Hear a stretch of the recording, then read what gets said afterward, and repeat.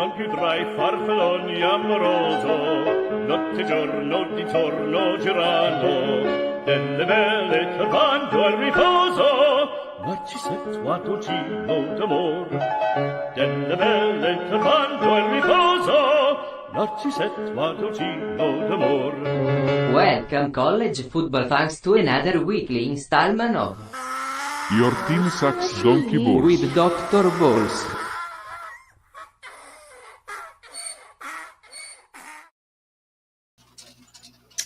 What's going on, guys? What's up? Welcome back to Smacking Off the Podcast. How we doing? All right. I believe we've got a guest already in here, and we've probably got more people coming because it was a one fucked up weekend, was it not?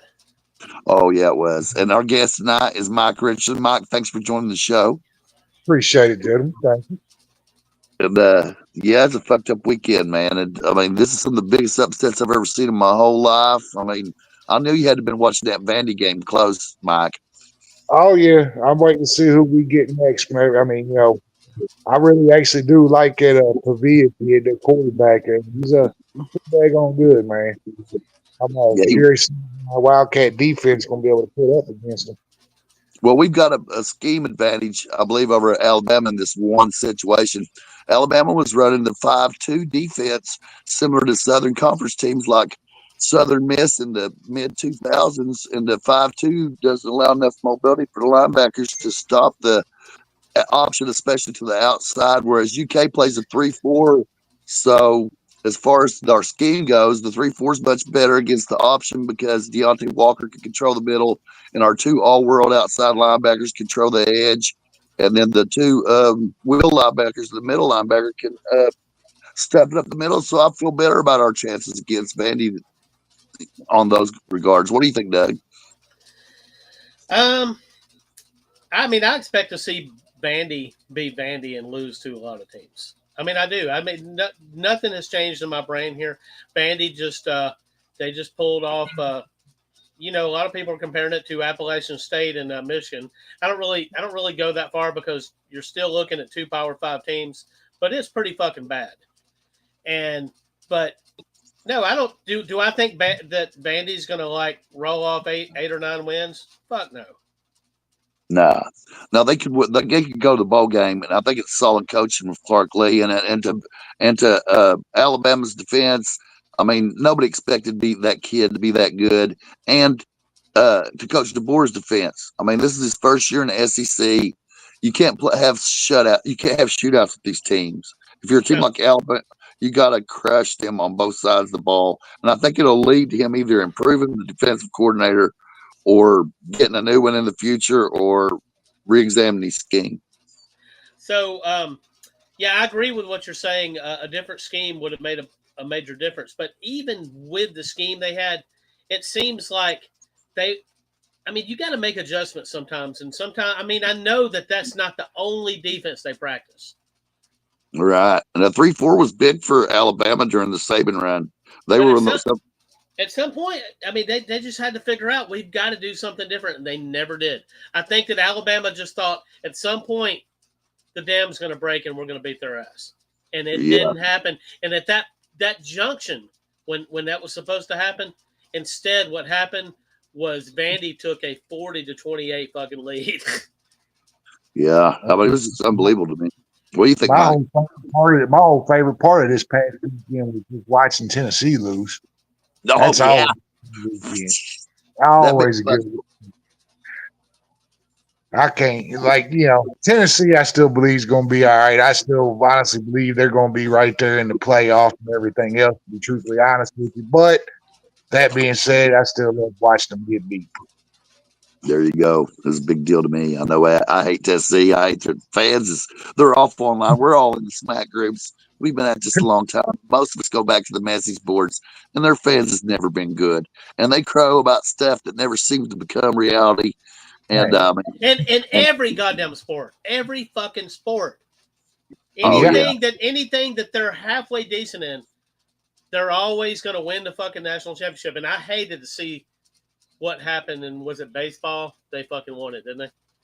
And I hated to see that because you just hear it so fucking much that you really root for it not to happen. But And what about No, the rat fink aspects of Tennessee? What do y'all think of the rat fink aspects of historically being rats and yet talking all this smack?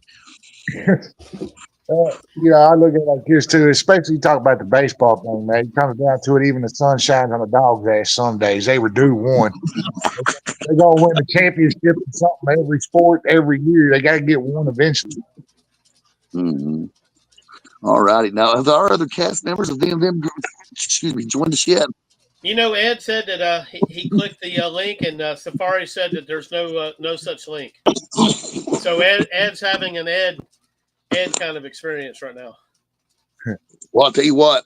I usually use the iPad to do these, but my iPad hates the cast. That's why I'm having a hard time finding the mute while I'm coughing my guts out here. I'll tell you probably one of the games that surprised me the most this weekend, though. I actually went to sleep watching it because I figured it was done, to be honest with you, but that was the Cal and Miami game. I thought Cal had that game in hand. You know what? I stayed up, and Bob fell asleep, but I just kept sending him – I wanted him to see the documentation the next morning. I kept sending him score updates, screenshots of the score.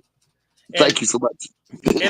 But I basically stopped once Miami started coming back because I didn't know what was going to happen. So Bob gets up and he's like, "Holy shit, Miami got their ass whooped." And I was like, "Well, no." He said, "Miami sucks donkey balls." And I said, "Well, you would think so, but no. Here's what fucking happened." Out of everybody too, though, I still think Cam Ward's probably one of the best quarterbacks. He might be the best quarterback prospect we have, in my opinion. I actually think Cam Ward's pretty daggone good. You like him better than yours at Texas? Yeah, I do, man. I think Cam Ward's a lot more. He's a lot more patient. Lets things develop a lot more. His calmness in the pocket, man. You watch him, he's just, I don't know, man. It's different. Oh yeah. Well, what I found interesting about Ward is he's able to extend plays, right? And I think he's a better decision maker when he's out of the pocket. And Cal tried to limit him rolling to the outside, but he's made a few mistakes here and there with reads locked into guys. But as a college football quarterback, it's hard to not see that he's got a lot of talent. And I love it when they can move a guy like that around. He reminds me a little bit of Michael Penix that played last year for Washington. Yeah. So I think he's a good player, but yours is more of a pro style quarterback, and he's able to make multiple reads, and but I don't think that they've really been challenged yet, but they're going to be this weekend. I tell you who Quinn Ewers really reminds me of, and it's going to be another Texas quarterback, but he reminds me of I forget how you say his last name, Erlinger, or whatever his name was. It was there a few years back. Erlinger, I remember him. I think they played pretty much the same. I mean, from watching old videos of him and then watching viewers now, I mean, I think they played damn near identical. Yeah, and the difference is since he had a hard loss, everybody was down on him. But if you look at the numbers, they're near identical. So he just caught a tough break, and that coach is gone. And under Sarkisian, other elements of the team has gotten better at Texas and made them worthy of their high ranking. But like I said, we're going to find out this weekend whether or not they suck donkey balls, because they got the Red River rivalry is coming up, and it's going to be a big deal. Now that them teams has moved to the SEC, it's going to be an even bigger deal. So are we going to get doors tonight, Doug? Are we waiting for the cast? Absolutely. Ed said he couldn't get in, so and Nikki's not here, so I think I'm going to start opening doors because we got a bunch of fucking doors to open, don't we? Absolutely. Yeah, we had to add a 6th motherfucking door this week. Jeez. When we started this shit, it was like 3 doors and that's it, right? But oh yeah. Here we are with 6 fucking doors. Let's open one. You ready? Hallelujah. Your team sucks donkey balls. They played like among the lords. You might be fired by Monday and your wife is a street whore.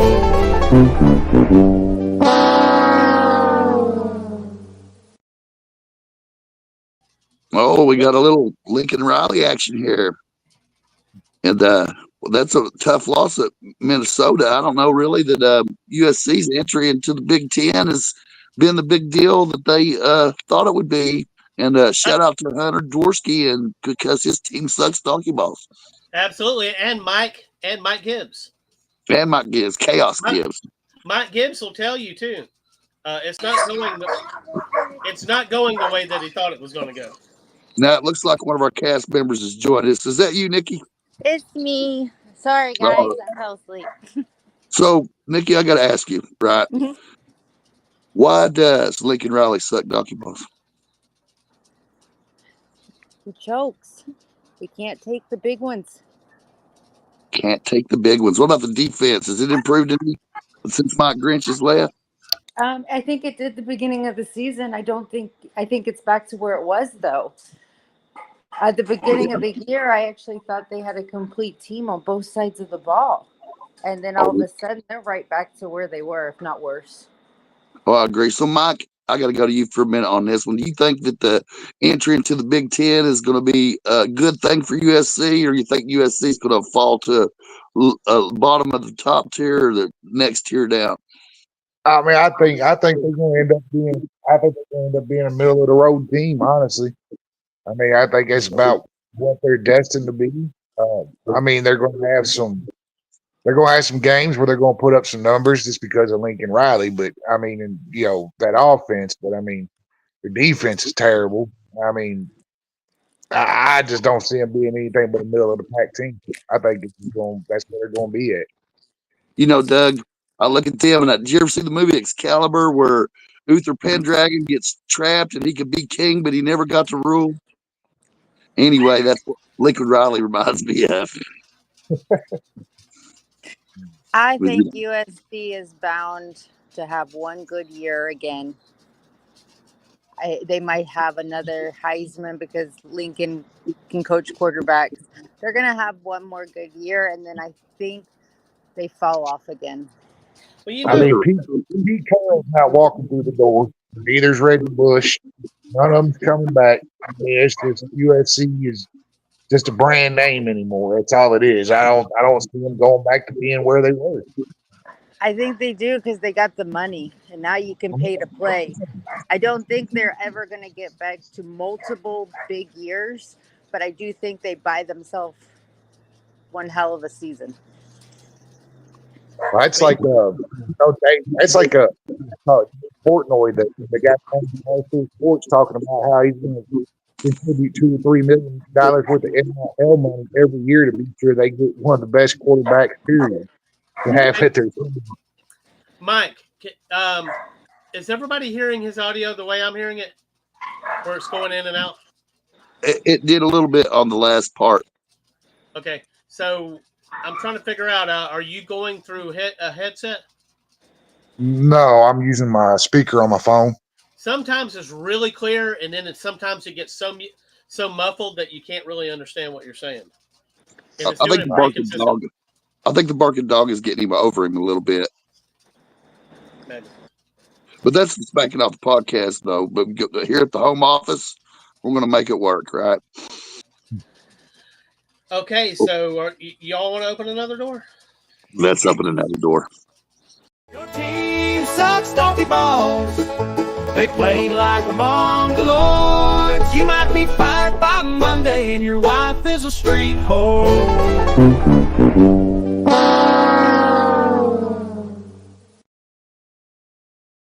Coach Cerrone at Michigan. Well, so hey, I got to put this out there real quick.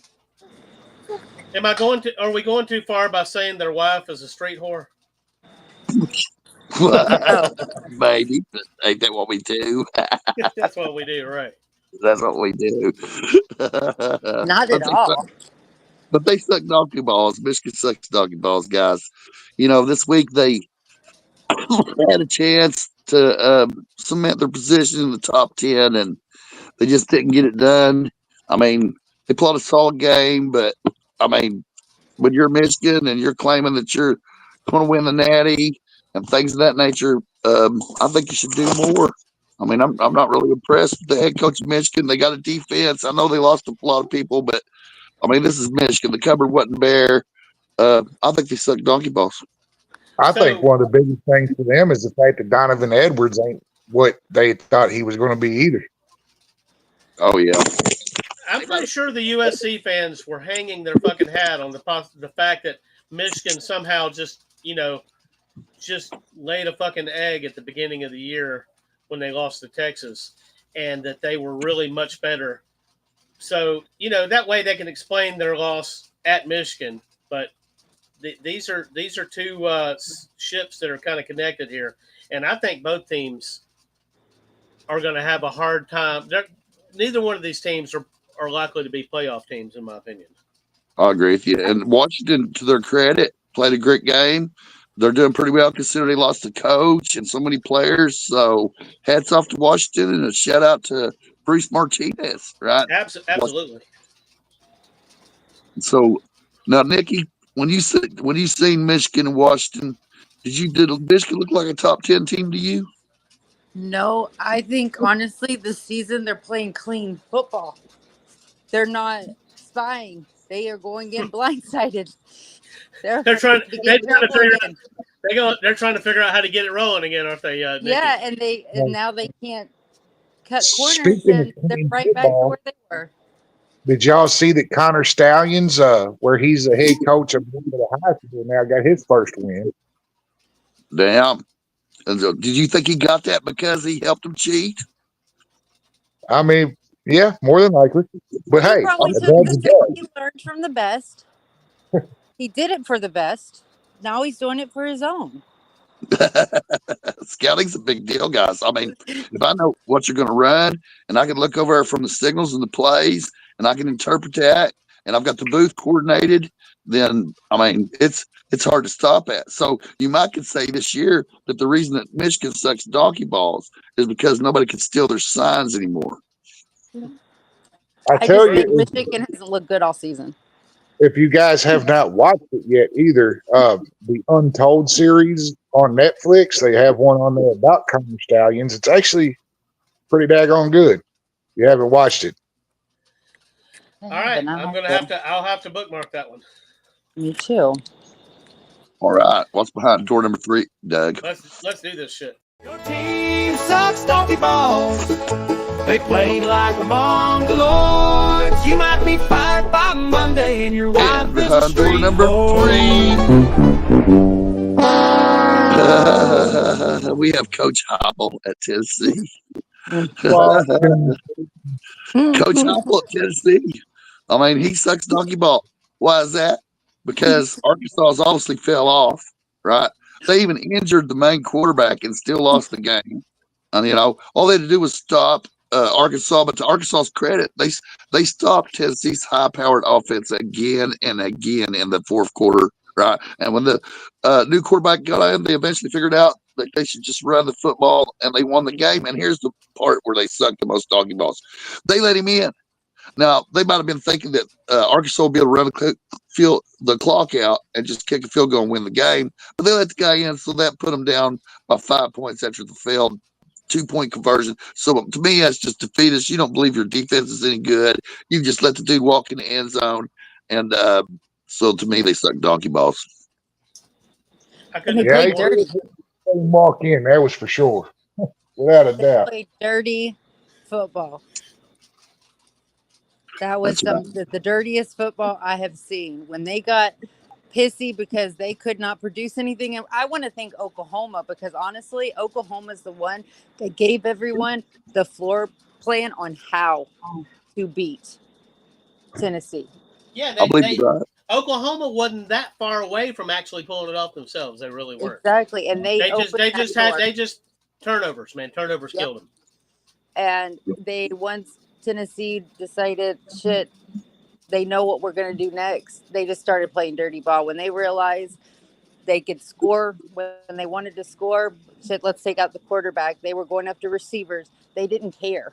It was they tried to take his legs out. They took his legs out. That was dirty as hell, And I'm a tall guy that's played a little football. When you're tall, somebody tries to take your legs out, man, you're fucked. I mean, and they tried to hurt that guy. Now, Mike, I see some stuff in the Tennessee game that encourages me for the upcoming matchup between Kentucky and Tennessee, and I believe that our front seven can do enough against Tennessee to slow them down significantly. What do you think? I believe our front seven can dominate. I really do. My whole concern is going to be whether or not our secondary is going to hold up. I do know that during our last game, everybody was concerned about the fact that Maxwell Hairston wasn't playing. Well, I tell you, the true freshman that actually stepped up in Hairston's place, though, I think played better than Maxwell Hairston. Yeah, he did. Because Harrison takes chances and he doesn't recover quickly. Yeah, he's a ball hawk, but I mean that's about it, in my opinion. I agree. I think offensive teams have it. Hell yeah. So, but we all do agree that since we don't love Tennessee, they definitely suck donkey balls. I'd say, right? Well, they suck anyway. They've only won 3 games against Florida, 17-3 in the last 20 meetings. I'd like to see y'all beat them again. Actually, I'm encouraged for Florida. I agree with you that there's been incremental improvement. I know it's late in the season. I don't know if it'll save Billy Napier's job, but I think they're playing solid football at this point. And their offensive line to me looks really good. If they can continue to max and Lagway, I would just stay with Lagway. Why don't Florida stay with Lagway, Diggy? Because Graham is actually putting up numbers. Finally, Billy figured out, oh shit, I need to use Mertz and Lagway like Urban used Leak and Tebow. Yeah, this is your advantage. You use them to your advantage. One is more, I mean, he has a good long ball, but nothing compared to Lagway. He's good on his feet. He is the short passes. He can read a defense like it's his job. So keep him there and do like Urban did when opposite. When I need to get down to that end zone as quick as possible, I'm going to put Lagway in to get us as close as we can. Then Mertz is going to come in and punch it in. Oh, yeah. Now, we're seeing a lot of parity, in my opinion, in college football, guys. I mean, I don't know if it's NIL or the transfer portal or a combination of both, but there's, to me, teams from week to week having these kinds of upsets. You see a week like this, it's just amazing how many upsets there were. I'm running through the list right now. I see 1, 2, 3, Missouri, 4, 5. I mean, maybe 6. Miami comes within the gnat's ass of going down as well. Oh yeah. So I mean, it's just an amazing season, and you got the CFP. So some of these teams are going to play each other again. More people have opportunities at the end to win it or not, and it's kind of becoming a little bit NFL-like in that regard, to where one loss won't necessarily kill you, but it will expose you. And I think in Tennessee's case, they're not going to win the Natty, and they suck donkey balls. We said it a few years ago. NIL was going to make the playing field a lot more evener than it has been. There's not going to be 1 or 2 teams that dominates. A lot of these teams are going to be able to play on the same type of scale because they can pay these players to come in. Yeah. So what's that? What door are we on, Bob? That we just did Hoipo, so I guess that's 3. I guess we're ready for door 4. Your team sucks donkey balls. They play like the Mongoloids. You might be fired by Monday and your wife is a street whore.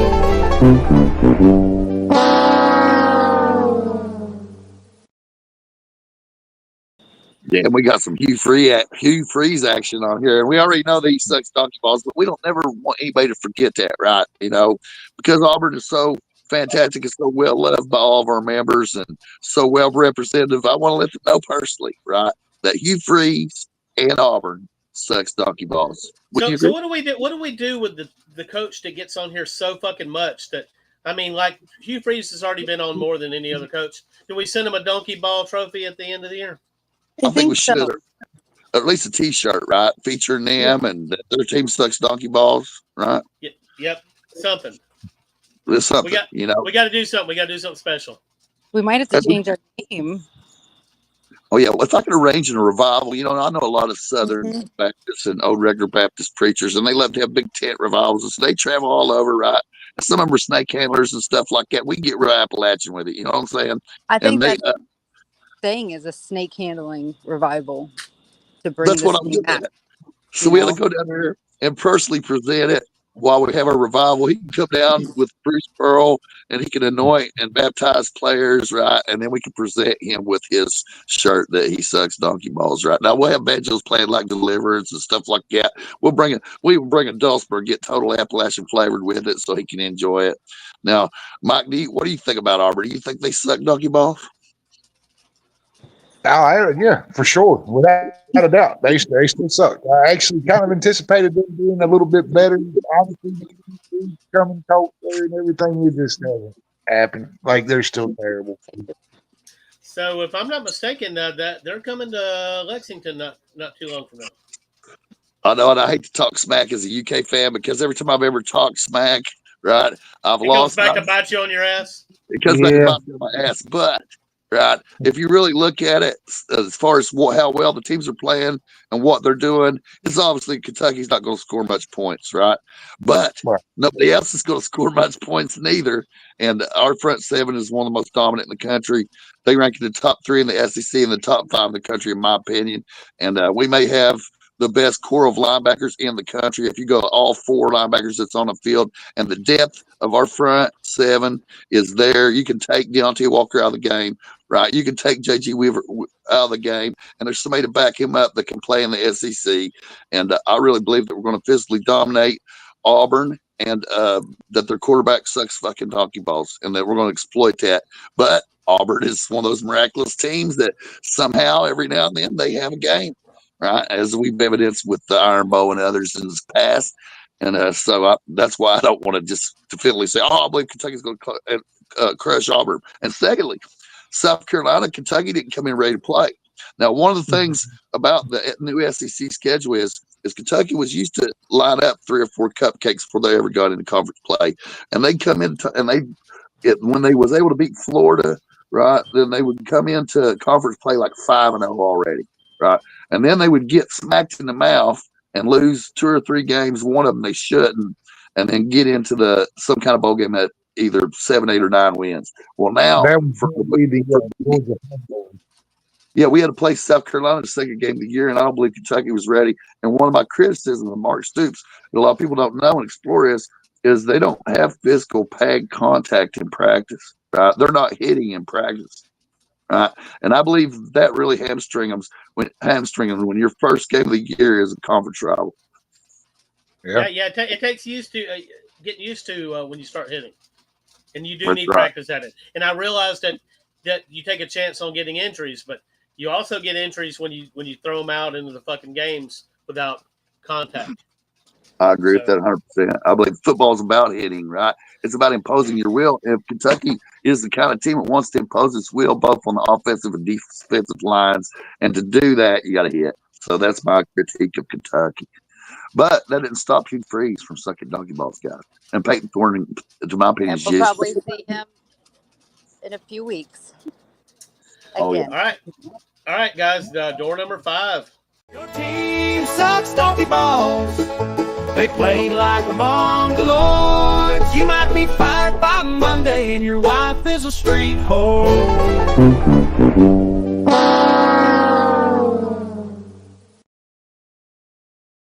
Missouri, I hate to laugh at them, but I tried to be fair to them that they were ranked in the top 10. Now, there were a lot of naysayers that said it never should have happened. I never believed it. I never believed them as a top 10 team. Me either. And then Bailey was one of them too that hated Missouri, and I thought he was just overzealous because their ties to the Big 8, the Big 12. But truth of it is, he's right. Missouri sucks donkey balls. Absolutely, and we had to put them up that high. I mean, arguably we could have put Tennessee in the number 5 door, but Missouri, I mean, they just got their ass handed to them. Tennessee, they had a chance to win. Missouri, they didn't have no fucking chance to win. Not after the first fucking possession, right? They get physically dominated. Yep. So, Mike, did you watch any of that game, see the highlights? Because I thought A&M just pushed them around any way they wanted them to on both sides of the ball. I was actually at work when that game was going on, but I did catch the scores and kind of look, watch the highlights a little bit. And I mean, from everything that I've seen, it was like they just got absolutely manhandled from start to finish. I mean, we just dominated them. A&M was playing grown man football, and basically, if to really truly analyze them, Nikki, I feel that Missouri's whole winning streak over the last 2 years is due to offensive gimmicks. You, I have not been sold on them for some reason. Since they joined the SEC, they kind of had Florida's number for a few years, and then Hey, well, you don't have to worry about that anymore. Y'all don't play them Nope. every year anymore. So Nope. But it made me feel a lot better that win for A&M because Florida lost to A&M. So tell me this, Bob. Does UK play Missouri? I don't know. I don't think they I do. don't think we do. No, pretty sure we don't. Yeah, I just didn't want to. Yeah, they're not on the schedule for us. Our games are. We've actually come into a hellacious stretch of games, including Texas, Tennessee. Auburn is. I don't believe it's going to be a cupcake because Auburn can play physical when they want to. I don't believe they're going to be a cupcake at all. I think it's going to be an interesting game, and I believe Kentucky also plays down to the level of its opponents the same as they play up to them. But it's possible. I really thought that UK of the last 7 games could possibly win 5 of them. But after I saw Louisville and I saw Tennessee, now I believe it's possible for to win 7 or 8 games. But they just don't do that. They're just not, just something that they always shoot themselves a foot or play down to the opposition. So Auburn's Bringing up, I'm going to tell you right now that's one game I will say I don't think it's a rivalry or not. They should not be near physical enough to handle us. We should dominate Louisville again. I think we'll crush them utterly. I think it's be ugly. And now, something I found interesting was that I've seen the Vandy game, because the Vandy UK game, I think it's going to be a fun game. And is the way that they used Pavia was very similar to the way that Kentucky used Lynn Bowden when they had to put him at quarterback. Yeah. And, do you think Vandy can continue this on, or did they just leave everything they had on Broadway? I think it all depends on what kind of defensive scheme that you run and whether or not your linebackers on the outside are disciplined. Because the way that Alabama's linebackers lined up, they were more like middle linebackers. The line was out here. If you can see my hand, and the linebackers are here. Whereas in the schemes that they'll be seeing, you got your nose guy, and then your 2 edge rushers, and they're all being supported by these 4 linebackers. And the not just will the middle ones fill that gap on the outside, they'll be able to go against it too. So, in my opinion, so you're looking. This is what Alabama did. This is my hand. Let me turn it right. Okay, so let me get a little more light on this again. Sorry about that. And so what Alabama did structurally was, these are the 5 defensive linemen, which are some of the best in the country. And behind them, if you turn it this way, right, were the 2 linebackers. So you can see that the edge rushers on the outside have to fill the role of a middle linebacker, but they're not really fast enough when you do it the option. And so they started shifting the 2 linebackers to either side of it. So when he go to do the option and make his read on the outside over here, right, that he could give it up right then up the middle, and that guy was out of position, and he was the edge rusher and not a linebacker, so therefore he wasn't quick enough to get that guy. But if that guy stayed home, probably had kept the ball and come around it to the other. So this is hard to do. It's kind of like being in reverse. He'd come around that side, and then the edge rusher we're talking about will be stuck here. Right. So Alabama tried to compensate. Their adjustment is they spread this and kept shifting these linebackers. So then they had to guess which hole he was going in. And since it was a triple option, he had the choice of giving it up the middle, taking it himself up the middle, going to the outside, or pitching it to the wingback. So that's very confusing to run. And we got 4 disciplined linebackers, though. It's easier to stop. For example, if I believe Vandy played Georgia, that Georgia would crush them utterly. Oh, absolutely. That's something I definitely could say. I think Vandy is going to go as their quarterback goes. I do think that Pavia kid he's a good kid. I think he keeps playing like he did against Alabama. I mean, it's hard to tell what they can do. But I will say this, and this is something that I never thought I would say as a Kentucky fan. But truthfully, I think one place that we have an advantage over Alabama playing against Vandy that I think we have more speed to get sideline to sideline than Alabama does. I tell you what else you got. You got the Alabama Vanderbilt film. We didn't have that shit. Oh yeah. Now, But hey, guys, let's take a short break, and when we come back, I'm going to open door number 1. Go ahead, Bob. Go ahead and say what you're going to say, though. no, I'm with that, Doug. I agree with that. That their linebackers couldn't get from one side of the field to the other fast enough because of the position. All right, so let's take a break, and when we come back, we're opening door number 1. You can help this podcast by using our affiliate links to buy awesome products.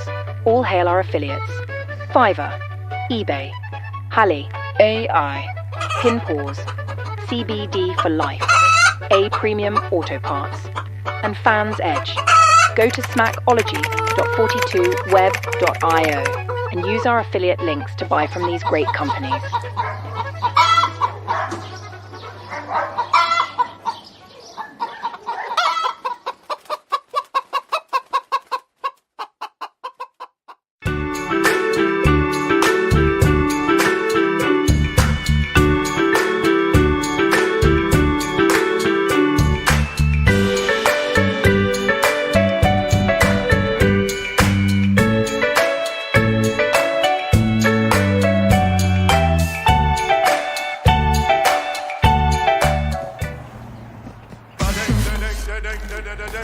With eBay Authenticity Guarantee, it's checked by experts.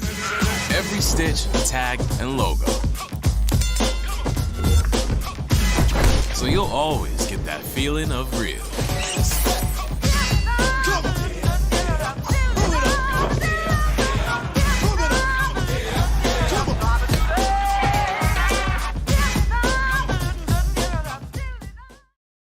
Your team sucks donkey balls. They play like the Mongoloids. You might be fired by Monday and your wife is a street whore.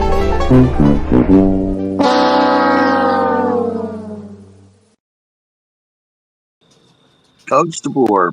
Well, unfortunately, I have to say that thanks to the fact that they lost to the worst team in the history of the SEC, who had never beat a team in the top 5 since their whole existence, since 1890, that I have to sadly say that Coach DeBoer sucks donkey balls. Absolutely, and these are the biggest donkey balls of them all this week, and you can't give them to anybody else but DeBoer because this. I mean, Alabama just don't lose to Vanderbilt, and they don't. And it's the last time Alabama lost to Vanderbilt was 1984. It happens every now and then, but to come into the game ranked at number 1. And to lose that Vanderbilt, and what was the line? Was the line 24? Alabama. Yeah, 24?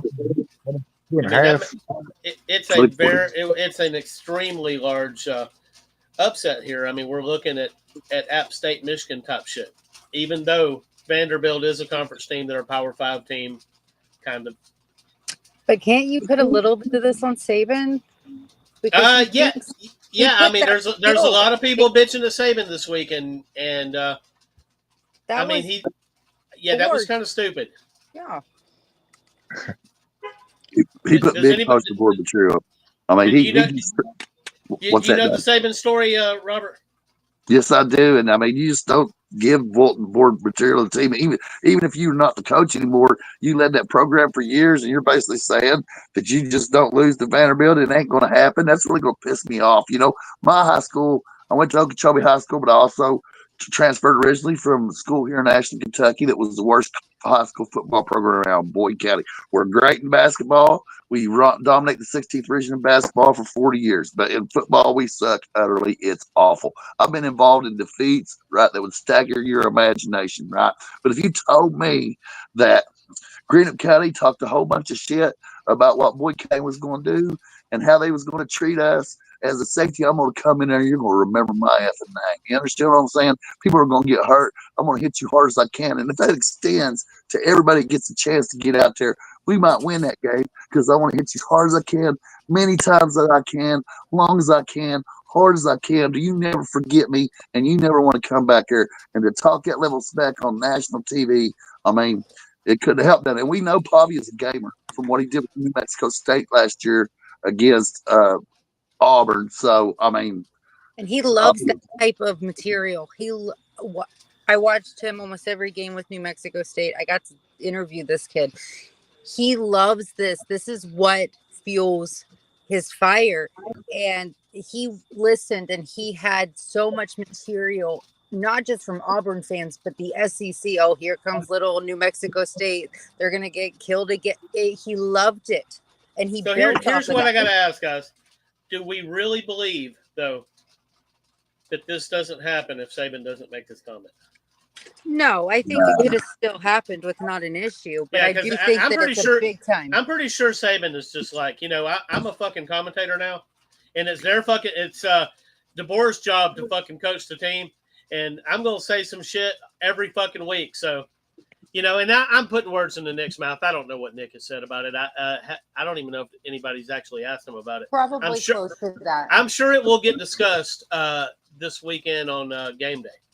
I believe you're right about that, though, Doug. I believe he feels now that he can say whatever he wants, and that's Absolutely. Buttercup. Absolutely. And I mean, seriously, if you're worried about something that Nick Saban said at the same time, that we're talking about this, Alabama's still coming in as the number one ranked team, and Vanderbilt had never beaten the number one team before. So that by itself is enough. Now we got to give a shout out to Jared Rifkin because this is like the dream of his whole life, and he achieved it. I'm so happy for him. So is he a Georgia fan or a Vanderbilt fan or both? He's a Vanderbilt fan. What happened was that he didn't get initially accepted by Vanderbilt, or Georgia jumped first on him, and then now he's a graduate student at Vandy. Oh, okay. So, but let's go back to Alabama. So I want to get this straight so all of our followers and whoever sees this video can understand this. Alabama did lose to Vanderbilt, a traditionally bad team in the SEC, which I feel is a decent team right now. But even if you want to talk about their 5-2 defense, it's highly effective against teams that want to pass against you. And everybody else in the league has been following Alabama's lead offensively for years, trying to have high-powered receivers, throw it deep, right, set it up with a little running quarterback, and that's still going to happen week to week. And they may be 11-1 and in the CFP in the end of this with a great seed. So just because they lost to Vanderbilt don't mean it's over for Alabama, guys. No, it don't. Oh, but no.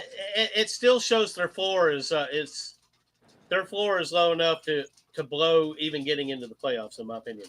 And Kane Womack, they're going to have to take a look at this fella because, I mean, truthfully, like you said, they were running the wrong defense. I mean, why not change up a little bit toward the end when you realize, okay, that they've been moving the ball on us all fucking day. The only way we're going to win this game, we're trying to catch up. That Bama kept coming within 2 points. To do this shit, you got to stop them. And you don't stop them. Obviously, they couldn't stop them with that defense. And you would think that Kane Womack would have realized that. Go back to like what Bob was saying though, like, and this goes back to my own experience having played football. And I know I'm not speaking for their defensive coach, don't get me wrong, but I know when I played, and Bob will recognize some of these names because I played against people like Trinity St. X Mayo. I played against Brian Brown, Michael Bush, all them guys when I played.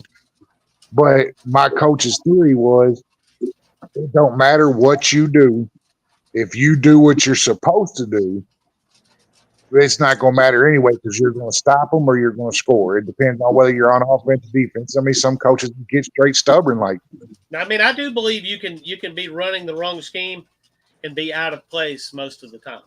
And I think that's what was happening. And I definitely think that's what was happening. And it baffles me. I'm talking about Womack having as much talent as he had, and he didn't figure out, you know what, I need to shake it up a little bit. I can't run this defense ain't going to get it. What's Kevin Steele doing these days? Bama went in there, already beat them. It was already in their head they'd won that game. Oh, absolutely, because it's always an automatic. It's like Saban said. There's some hard places to play in the SEC. Vanderbilt ain't one of them. Well, it was Saturday. I promise you. That team was they were possessed, and it was going to take some defense. I even brought that up to a Tennessee fan about Arkansas. I said, I feel like Tennessee went in there and already won that game and was looking ahead to beating Florida because Florida's their kryptonite. Yep. And so they're like, oh, Arkansas can't do shit. We got this. We're looking ahead. And it happens Guys, almost every week with some team. Guys, we have any parting thoughts? Yeah, I mean, this is another big weekend for college football coming up, and I'm sure plenty of teams will suck knocky balls, and we probably have some repeat offenders. And I'm really looking forward. And we've got mine has nothing to do with football, but I just out of curiosity, Mr. Arthur, I seen you attending Louder Than Life. He was in my neck of the woods, man. How'd you like it? Oh, yeah, I enjoyed it. I stood in the rain for every day of that. Unfortunately, they canceled Slayer, which was a big disappointment to me, but man, it was a great show. And I took my kids. It's the first concert they ever went to, and they had a great time. And my youngest grandson that I'm raising, that's 14 years old, is now a true blue Judas Priest fan, guys. Oh, shit. Oh yeah! Right. So thank you very much. We gotta get together sometime, Mike. Here's what we ought to do. I'll propose, and any of you guys that want to join us, we ought to go to Matt Jones' joint there in Ashland, the Kentucky Sports Radio bar, and do the show from there because Matt Jones personally dislikes me. I've spoken to him several times on the air, and so Mike, you and I ought to get together and be on the show together at the KSR bar. All right, let me tell you, I'd be down for it whenever you're ready, man. We'll do it. All right, guys. So I'll talk to some of y'all on Friday. Sounds Awesome. good. Later, guys. Your team sucks, donkey ball. Your team sucks, donkey ball. You're probably getting fired before the season's end. May even lose your wife and your asshole friend. Your Team Sucks Donkey Balls is a presentation of Smacking Off the podcast. Stream in every week for another victim as we kick them while they are down.